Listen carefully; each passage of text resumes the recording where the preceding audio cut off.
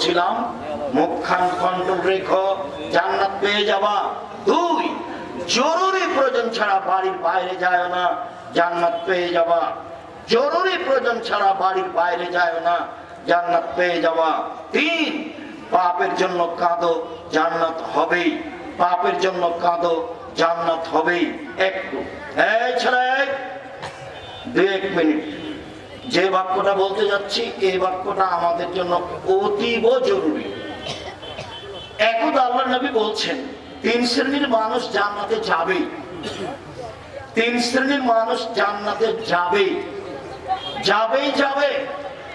1, বাকাত মিন খাশিয়াতিল্লাহ, যে আল্লাহর ভয়ে কাঁদে সে জান্নাতে যাবে।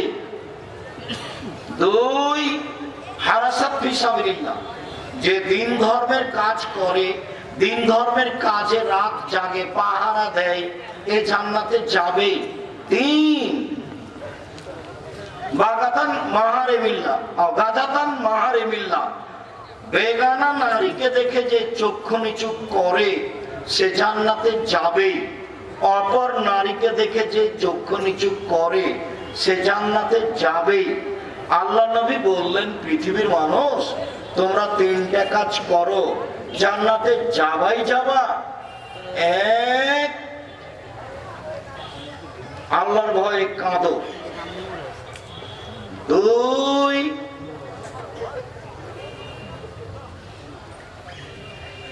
আল্লাহর ভয়ে কাঁদো। 2, জরুরি প্রয়োজন ছাড়া বাড়ির বাইরে যাবা না। 3, বেগানা নারীকে দেখে চক্ষু নিচু করো, তার মানে তুমি বড় মোবাইল ব্যবহার করতে পারো না। নগ্ন ল্যাংটা মেয়ে দেখে চক্ষু ঠান্ডা করে জান্নাত কিনার আশা করো না। জান্নাতে মেয়েরা আছে, সর্বোচ্চ দামি মেয়ে, যাদেরকে জিন কোনোদিন স্পর্শ করেনি, যাদেরকে মানুষ কোনোদিন স্পর্শ করেনি, যাদেরকে দেখে মনে হবে ঝিনুকের মধ্যে লুকানো মুক্তা, যাদের মাথার চুল হবে লম্বা লম্বা কোঁকড়া কোঁকড়া কুচকুচে কালো, যারা হবে 15-16 বয়সের মেয়েদের মতো ভিন্ন ধরনের রূপ চেহারার। এইসব মেয়েকে যদি ভোগ করতে হয় তাহলে রং মাখানো এইসব মেয়েদেরকে দেখে চক্ষু ঠান্ডা করে, কলিজা ঠান্ডা করে জান্নাত কিনা যাবে না, ভুল হিসাব। যেদিন বলেছি 3টা পাপের কারণে সমাজে 3টা বিপদ নেমে আসে, সমাজে 3টা পাপের কারণে 3টা বিপদ নেমে আসে। বিপদ 1, ভূমিকম্প হবে। বিপদ 2, আকার আকৃতি পরিবর্তন হবে। সন্ধ্যায় ছিল মানুষ, সকালে হবে শোর। সন্ধ্যায় ছিল মানুষ, সকালে হবে বানর। হবেই হবে, সেদিন চলে এসেছে কাছাকাছি। বিপদ 3, সব সমস্যা নেমে আসবে সমাজে 3টা পাপের কারণে। মসজিদে মারামারি, মাদ্রাসায় মারামারি, যেখানে সেখানে হইচই, জমির দাম যা, রেস্টি খরচ তাই, চতুর্দিক থেকে সমস্যা নেমে আসবে 3টা পাপের কারণে। বিপদ 1, ভূমিকম্প। বিপদ 2, আকার আকৃতি পরিবর্তন। সকাল সন্ধ্যায় ছিল মানুষ, সকালে হবে শুকুর, বানর। 3, সমস্যা নেমে আসবে, সব জায়গায় সমস্যা, রাস্তাঘাটে, মসজিদ মাদ্রাসায় সব জায়গায় সমস্যা। এ হলো 3টা বিপদ। পাপ 3টা। পাপ 1, এদা সারেবুল খমুরা, যখন মানুষ নেশাদার দ্রব্য পান করবে, বিড়ি, তামাক, জর্দা, সিগারেট, গুল, পেপসি, ঠান্ডা, কোকা-কোলা, আরসি, এইগুলো যখন মানুষ স্বাভাবিকভাবে পান করবে, মনে করবে এগুলো মদ নয়। চিরদিন আমি বলে আসছি 30 বছর থেকে ঠান্ডা, পেপসি, কোকা-কোলা, আরসি মদ। আর যারা বলছে মদ নয় তাদের কাছে কোনো দলিল নেই, আমার কাছে দলিল আছে। এর ইতিহাস তলিয়ে দেখতে হবে ঠান্ডা, পেপসি, কোকা-কোলা, আরসি, তাহলে বোঝা যাবে। সম্মানিত দিনী ভাই বোন, যেদিন আমার উম্মত নেশাদার দ্রব্য পান করবে সেদিন এই 3টা বিপদ নেমে আসবে। 2, সাহারাতুল কায়নাত, মেয়েরা যখন নাচবে তখন এই 3টা বিপদ নেমে আসবে। সব মোবাইলে মেয়ে নাচে, সব টিভিতে, সব দোকানে মেয়ে নাচে, সব ঘরে মেয়ে নাচে, রাস্তাঘাটে মেয়ে নাচে, অফিস আদালতে মেয়ে নাচে, শিক্ষা প্রতিষ্ঠানে মেয়ে নাচে। মেয়েরা যেদিন নাচবে 3টা বিপদ নেমে আসবে। 3, যারা মোবিল মাসের যখন ভাগ্য চত্বর প্রকাশ পাবে তখন 3টা বিপদ নেমে আসবে। সব মোবাইলে বাজনা বাজে, প্রায় সব দোকানে বাজনা বাজে, প্রায় সব ঘরে বাজনা বাজে, গাড়িতে বাজনা বাজে, রাস্তাঘাটে বাজনা বাজে, একটা বিবাহ অনুষ্ঠান হয় না বাজনা ছাড়া, একটা গাড়ি চলে না বগুড়া থেকে ঢাকা বাজনা ছাড়া। মানুষ পশু প্রাণীর মতো হয়ে গেছে। দুঃখিত, আপনাকে কি দিয়ে বোঝাই? আমাদের নবী মুহাম্মদ সাল্লাল্লাহু আলাইহি সাল্লাম আফসোস করে বললেন, পৃথিবীর মানুষ মনে রেখো, আমি আমার উম্মতের জন্য দুঃখ প্রকাশ করে গেলাম। পৃথিবীর মানুষ মনে রেখো, আমার উম্মতের জন্য আমি দুঃখ প্রকাশ করে গেলাম। আমার উম্মত ইহুদি খ্রিস্টানদের সাথে মিশে যাবে, কথাবার্তাতে, চালচলনে, কৃষ্টি কালচারে, অফিস আদালতে, নিয়ম নীতিতে, খাতা কলমে, প্রতিষ্ঠানে, সব কিছুতে আমার উম্মত মিশে যাবে ইহুদি খ্রিস্টানদের সাথে। ডান হাতের বৃক্ষ যেমন বাম হাতের সমান, ডান হাতের বৃক্ষ যেমন বাম হাতের সমান, একবারে হুবহু মিলে যাবে আমার উম্মত ইহুদি খ্রিস্টানের সাথে। পৃথিবীর মানুষ মনে রেখো, দুঃখ সহকারে বলে যাচ্ছি, ডান পায়ের জুতা যেমন বাম পায়ের সমান, ডান পায়ের জুতা যেমন বাম পায়ের সমান, সমান সমান যেমন আমার উম্মত ইহুদি খ্রিস্টানদের সাথে মিশে যাবে নিয়ম নীতিতে, পোশাক আশাকে, কাপড়ে, চলনে ফিরনে, কথাবার্তাতে মিশে যাবে। এইভাবে বলতে বলতে বলতে নিচে নামতে লাগলেন। নিচে নামতে নামতে বলছেন, পৃথিবীর মানুষ মনে রেখো, ইহুদি খ্রিস্টান যদি মায়ের সাথে জেনা করে থাকে, আমার উম্মত মায়ের সাথে জেনা করবে। কি বুঝলেন? এগুলো কি স্বাভাবিক কথা? বলতো ছেলে, তোমার মাথার চুলটা এভাবে কাটা আছে কেন? নিচে চতুর্দিক চেঁচে রেখেছে, উপরটা এরকম ছাতা করে রয়েছে, এটা কার স্বভাব? তোমার গেঞ্জিটাতে পিছনে কার ছবি ওঠে? তোমার মাকে তুমি সৎ মা বললে তো আমার খুব কষ্ট হয়। তোমার মাকে যখন তুমি আম্মা বলে ডাকো তখন আমার খুব ব্যথা আসে। ওকে বলবে সৎ মা। আর তুমি তো একটা মূর্খ ছিলে। তোমার গায়ে গেঞ্জিটা, এই গেঞ্জিটা উঠে কি করে? এই গেঞ্জিটা তোমার গায়ে আসে কি করে? তোমার এই গেঞ্জিটা আমরা টয়লেট পেপার হিসেবে ব্যবহার করব না। আমি তো বলেছি কাজী সাহেবকে, কাজী সাহেব অত দাপট দেখাচ্ছেন কেন? আপনি বাড়ি বগুড়া হলে দাপট দেখাতে হবে? হ্যাঁ, আপনি কথা বলবেন কেন? কাজী সাহেবের খাতাতে যে কাগজ আছে সেই কাগজ দিয়ে টয়লেট পেপার হিসেবে ব্যবহার করতে হবে। আমি বলেছি, আমি একটু কম বলেছি, এর চেয়ে শক্ত ভাষা ব্যবহার করতে হতো। আল্লাহর নবী বলেছেন, বিবাদে 2 জন সাক্ষী লাগে। আপনার খাতাতে লেখা আছে 4 জন সাক্ষী।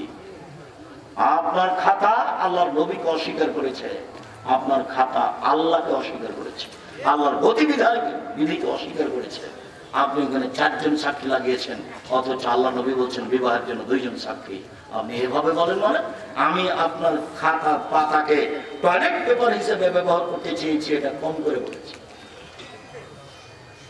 রবি ঠাকুর বলেছে, ওমা তোমার আকাশ তোমার বাতাস, আমি বলেছি তার বাপের আকাশ, আমি এটা কম করে বলেছি।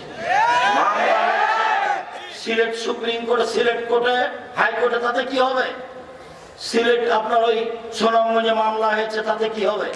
আমি যখন সিলেট কোর্টে উঠলাম কাঠগড়ায়, তখন জজ আমাকে বললেন, জাদুরী সাহেব আপনি কি পিস টিভির আলোচক? আমি বললাম জি হ্যাঁ। উনি বললেন, আপনার মামলা খারিজ করে দিলাম। 5,000 কোটি টাকার মামলা। আমি কি বলেছি? আমি বলেছি ঠাকুর বলেছে, ওমা তোমার আকাশ তোমার বাতাস। যতবার ঠাকুর বলেছে ওমা তোমার আকাশ তোমার বাতাস, ততবার ঠাকুর বলেছে ও কালিমা তোমার আকাশ, ও কালিমা তোমার বাতাস। আমি বলেছি কালিমার বাপের আকাশ। আকাশ তো আল্লাহ।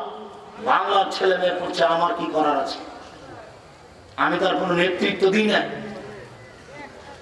বাংলার ছেলে মেয়ে পড়ছে, যারা পড়াচ্ছে তারাও পড়াশোনা জানে না, যারা পড়ছে তারাও পড়াশোনা জানে না।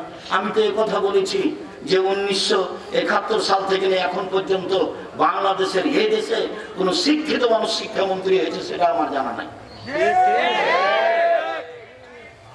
শিক্ষিত মানুষ শিক্ষামন্ত্রী হলেই তো সিলেবাস পরিবর্তন হবে, বই পুস্তক পরিবর্তন হবে, বিদ্যার গতিবিধি পরিবর্তন হবে।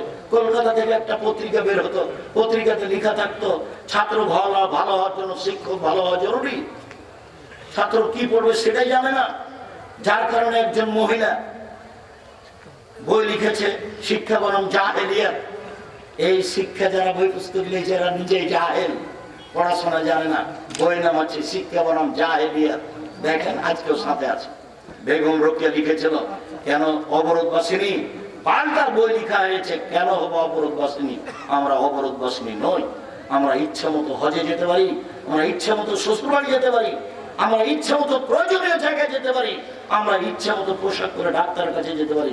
আমরা অবরোধ বাসিনি মানে তুমি ভুল করেছ বেগম রোকেয়া। তুমি জানো না ধর্ম, তোমার বাপ জানে না ধর্ম, তোমার মা জানে না ধর্ম। তুমি জাতির কাছে শিক্ষিতময় হতে পারে সেটা ভিন্ন কথা, তুমি রাসূল সাল্লাল্লাহু আলাইহি ওয়াসাল্লামের কাছে শিক্ষিতময় নাও।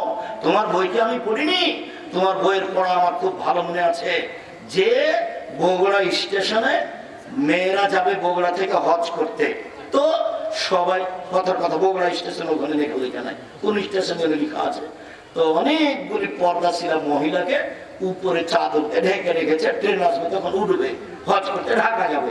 এবার ওই স্টেশনের যে স্টেশন মাস্টার একটু ঘোরাঘুরি করছে, এখন লাথি মেরে দেখছে এগুলো কি গো, কিসের বস্তা গো, এগুলো কিসের বস্তা, লাথি মেরে দেখছে। তো মহিলাগুলোর উপরে চাদর দেওয়া আছে, হয়তো ওটাও বসিক বানিয়ে বলেছে ও। তো এখন লাথি মেরে দেখছে, তো পর্দার কি করলো বেগম রোকেয়া, পর্দার কি দেখালো বলেন তো দেখি? অপমান। কি বোঝাতে চাই? তোমাকে খারাপ লাগেনি, আমাকে খারাপ লেগেছে। আমার বিদ্যায় বাধা দিয়েছে, আমার গাইরে আমার মানবতায় বাধা দিয়েছে, আমি এটা মেনে নিতে পারি না। তোমার চলে, আমার যে চলে না। তোমার বউকে সারাদিন মানুষে ধাক্কা মারে বগুড়া শহরে, তোমাকে একটুকু খারাপ লাগে না। আর আমাদের বইয়ের গায়ের সাথে যদি একটু কারো ড্রাইভারের একটু আঁচ খেয়ে যায় তাহলে গাও জ্বলে যায়। এর নাম হলো আত্মমর্যাদা। এর নাম হলো আত্মমর্যাদা। আত্মমর্যাদা। 1 মিনিট আল্লাহ নবী স্বপ্নে জান্নাতে ঘুরছেন, দেখছেন খুব সুন্দর একটা প্রাসাদ, ভিন্ন ধরনের প্রাসাদ। আল্লাহ রাসূল বলছেন সুবহানাল্লাহ, এত সুন্দর প্রাসাদ কার? তো পাশে একজন বৃদ্ধা মহিলা উঁচু করছে। আল্লাহ নবী বললেন, এই মহিলা বলতে পারো এই প্রাসাদ কার? তখন মহিলা বলছে এই প্রাসাদ হচ্ছে উমর রাদিয়াল্লাহু তাআলা আনহু। তখন আল্লাহ রাসূল পিছে উঠতে লাগলেন, না না না, আমার মনটা চাচ্ছিল যে একটু ঘরের ভিতরে ঢুকে দেখি। এত বড় আত্মমর্যাদার অধিকারী মানুষের ঘরে ঢোকা যাবে না। আল্লাহর নবী পৃথিবীর সবচেয়ে দাম মানুষ, উমারের আত্মমর্যাদাকে হিসাব করে সরে আসছেন, অথচ সেখানে উমার নেই। উমারের আত্মমর্যাদা, এত বড় আত্মমর্যাদার অধিকারী মানুষের ঘরে আমি ঢুকি কি করে? এটা কে ভাবছেন? মুহাম্মদ সাল্লাল্লাহু আলাইহি সাল্লাম ঢুকলেন না, বের হয়ে চলে আসলেন। সকালে বলছেন, উমার ঘরটা তোমার দেখলাম জান্নাতে, আমার মনটা চাচ্ছিল একটু ভিতরে গিয়ে দেখি, তোমার আত্মমর্যাদাকে হিসাব করে আমি ঢুকিনি। তখন উমর বলছেন, আল্লাহ নবী আপনি আমার আত্মমর্যাদাকে হিসাব করেন। এই কথা বলে তিনি ঝরঝর করে কেঁদে ফেললেন। উমর রাদিয়াল্লাহু তাআলা। তোমার আত্মমর্যাদা নেই, তোমার বোনের নেই, তোমার মায়ের নেই, তোমার বাপের নেই। দ্বীনি আত্মমর্যাদা থাকতে হবে। সম্মানিত দ্বীনি বোন, আপনাকে আমি দুর্বল দৃষ্টিতে দেখিনি। আপনি যদি 4টা কাজ করতে পারেন